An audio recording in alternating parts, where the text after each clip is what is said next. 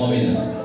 কারণ যদি আপনি না দেন তাহলে কি হবে, যদি না দেন আপনার শরীরে রক্তটা কিন্তু থেকে যাবে, এরা এমনিতেই চলে যাবে।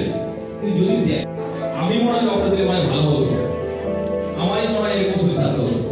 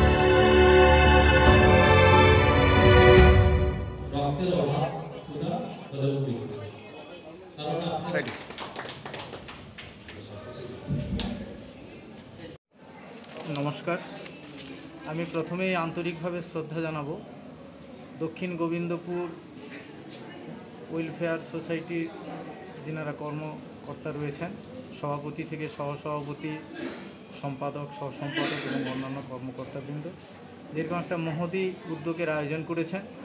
আর কাকদ্বীপ এলাকার বহু জায়গায় বিভিন্ন রকমভাবে রক্তদান শিবির হয়ে থাকেন, কিন্তু এটা একদম অভিনব পদ্ধতিতে ওনারা করেছেন যে এখানকার যে হসপিটাল রয়েছে কাকদ্বীপ মহকুমা হসপিটাল, সেই কাকদ্বীপ মহকুমা হসপিটালেরই চিকিৎসকরা এসছেন এখানে রক্ত নেওয়ার জন্য, এবং এই এলাকার স্থানীয় বহু তরুণ তরুণী ভাই বোনেরা এসছেন তারা রক্ত দেওয়ার জন্য।